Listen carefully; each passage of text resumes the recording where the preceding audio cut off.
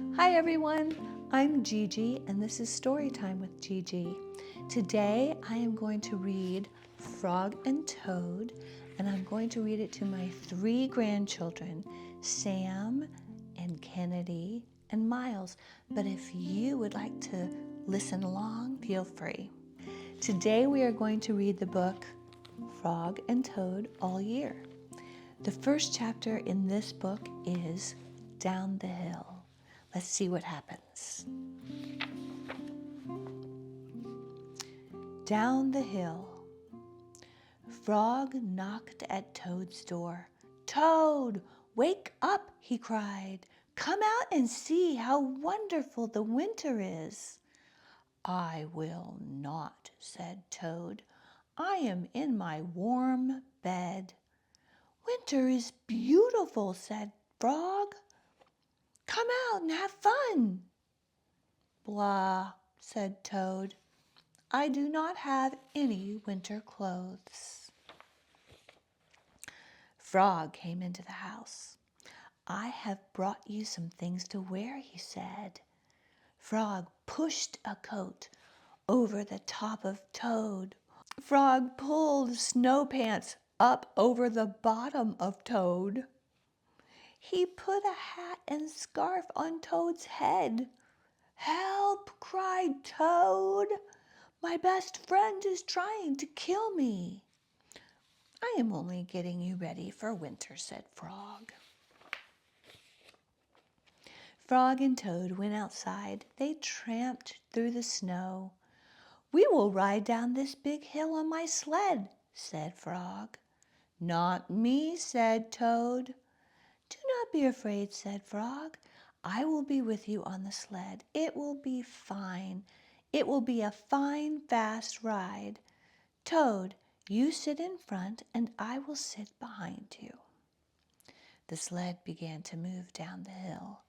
"Here we go," said Frog. There was a bump. Frog fell off the sled. Toad rushed past trees and rocks. "Frog, I am glad that you are here," said Toad. Toad leaped over a snowbank. "I could not steer the sled without you, Frog," he said. "You are right. Winter is fun." A crow flew nearby. "Hello, Crow," shouted Toad. "Look at Frog and me. We can ride a sled better than anybody in the world." "But Toad," said the Crow, "you are alone on the sled." Toad looked around. He saw that Frog was not there. "I am all alone!" screamed Toad. Oh, he was a little afraid. Bang! The sled hit a tree. Thud! The sled hit a rock. Plop! The sled dived into the snow. Frog came running down the hill. He pulled Toad out of the snow. "I saw everything," said Frog. "You did very well by yourself." "I did not," said Toad. "But there is one thing that I can do all by myself." "What is that?" asked Frog. "I can go home," said Toad. "Winter may be beautiful, but bed is better." That's the end of chapter 1. Chapter 2 is The Corner. Let's see what happens. Frog and Toad were caught in the rain. They ran to Frog's house. "I am all wet," said Toad. "The day is spoiled." "Have some tea and cake," said Frog. "The rain will stop. If you stand near the stove, your clothes will soon be dry." "I will tell you a story while we are waiting," said Frog. "Oh, good," said Toad. "When I was small, not much bigger than a pollywog," said Frog, "my father said to me, 'Son, This is a cold gray day, but spring is just around the corner. I wanted spring to come. I went out to find that corner. I walked down a path in the woods until I came to a corner. I went around the corner to see if spring was on the other side. And was it? Asked Toad. No, said Frog. There was only a pine tree and 3 pebbles and some dry grass. I walked in the meadow. Soon I came to another corner. I went around the corner to see if spring was there. Did you find it? Asked Toad. No, said Frog. There was only an old worm asleep on a tree stump. I walked along the river until I came to another corner and went around the corner to look for spring. Was it there? Asked Toad. No, said Frog. There was only some wet mud and a lizard who was chasing his tail. You must have been tired, said Toad. I was tired, said Frog, and it started to rain. I went back home. When I got there, said Frog, I found another corner. It was the corner of my house. Did you go around it? Asked Toad. I went around that corner too, said Frog. What did you see? Asked Toad. I saw the sun coming out, said Frog. I saw birds sitting and singing in a tree. I saw my mother and father working in their garden. I saw flowers in the garden.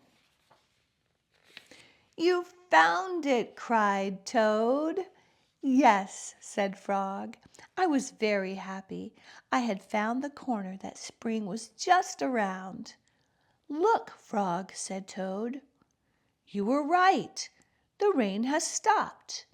Frog and Toad hurried outside.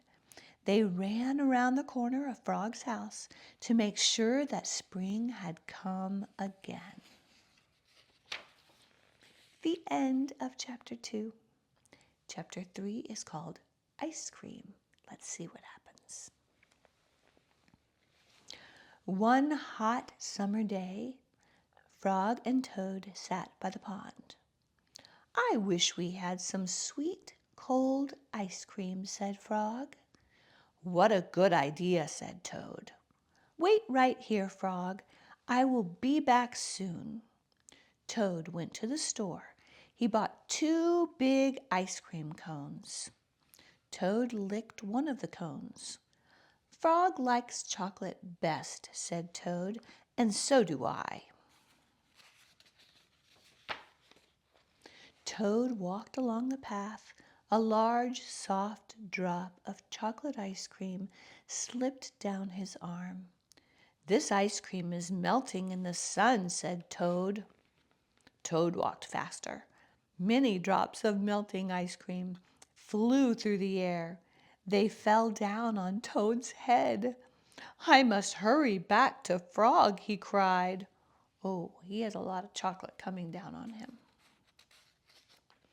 More and more of the ice cream was melting. It dripped down on Toad's jacket. It splattered on his pants and on his feet. Where is the path? Cried Toad. I cannot see. Oh, he's covered.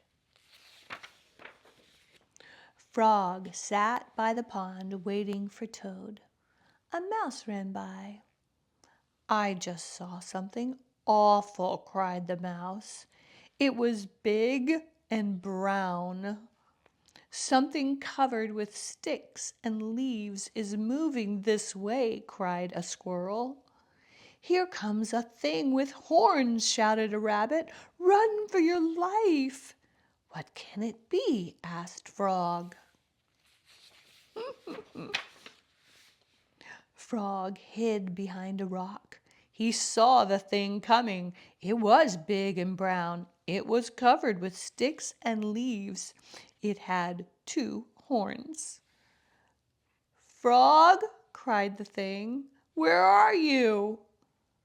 "Good heavens," said Frog, "that thing is Toad." Toad fell into the pond. He sank to the bottom and came up again. "Drat," said Toad, "all of our sweet, cold ice cream has washed away." "Never mind," said Frog. "I know what we can do." Frog and Toad quickly ran back to the store. Then they sat in the shade of a large tree and ate their chocolate ice cream cones together. They looked very happy. The end. So the next chapter is called The Surprise. I'm already intrigued. It was October. The leaves had fallen off the trees. They were lying on the ground. "I will go to Toad's house," said Frog. "I will rake all of the leaves that have fallen on his lawn. Toad will be surprised." Frog took a rake out of the garden shed. Toad looked out of his window. "These messy leaves have covered everything," said Toad. He took a rake out of the closet. "I will run over to Frog's house. I will rake all of his leaves. Frog will be very pleased." Frog ran through the woods so that Toad would not see him. Toad ran through the high grass so that Frog would not see him. Frog came to Toad's house. He looked in the window. "Good," said Frog. "Toad is out. He will never know who raked his leaves." Toad got to Frog's house. He looked in the window. "Good," said Toad. "Frog is not home. He will never guess who raked his leaves." Frog worked hard. He raked the leaves into a pile. Soon Toad's lawn was clean. Frog picked up his rake and started home. Toad pushed and pulled on the rake. He raked the leaves into a pile. Soon there was not a single leaf in Frog's front yard. Toad took his rake and started home. A wind came. Uh-oh. It blew across the land. The pile of leaves that Frog had raked for Toad blew everywhere. The pile of leaves that Toad had raked for Frog blew everywhere. When Frog got home, he said, "Tomorrow I will clean up the leaves that are all over my own lawn." How surprised Toad must be! When Toad got home, he said, "Tomorrow I will get to work and rake all of my own leaves." How surprised Frog must be! That night, Frog and Toad were both happy when they turned out the light and went to bed. The end.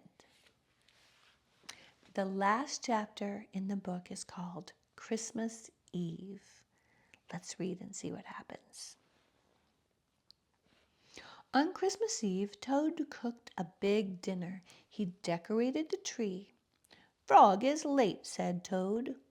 Toad looked at his clock. He remembered it was broken. The hands of the clock did not move. He opened the door. He looked out into the night. Frog was not there. "I am worried," said Toad. "What if something terrible has happened?" said Toad. "What if Frog has fallen into a deep hole and cannot get out? I will never see him again." Toad opened the door once more. Frog was not on the path. "What if Frog is lost in the woods?" said Toad. "What if he is cold and wet and hungry?" What if Frog is being chased by a big animal with many sharp teeth? What if he is being eaten up? Cried Toad. My friend and I will never have another Christmas together. Toad found some rope in the cellar. I will pull Frog out of the hole with this, said Toad. Toad found a lantern in the attic. Frog will see this light. I will show him the way out of the woods, said Toad.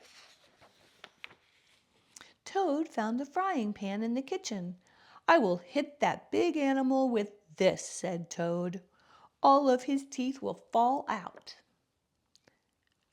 Frog, do not worry, cried Toad. I am coming to help you. Toad ran out of his house. There was Frog. Hello, Toad, he said. I am very sorry to be late. I was wrapping your present. You are not at the bottom of a hole? Asked Toad. No, said Frog. You are not lost in the woods? Asked Toad. No, said Frog. You are not being eaten by a big animal? Asked Toad. No, said Frog, not at all. Oh, Frog, said Toad, I am so glad to be spending Christmas with you. Toad opened his present from Frog. It was a beautiful new clock. The two friends sat by the fire. The hands of the clock moved to show the hours of a Merry Christmas Eve. The end. I hope you enjoyed the book.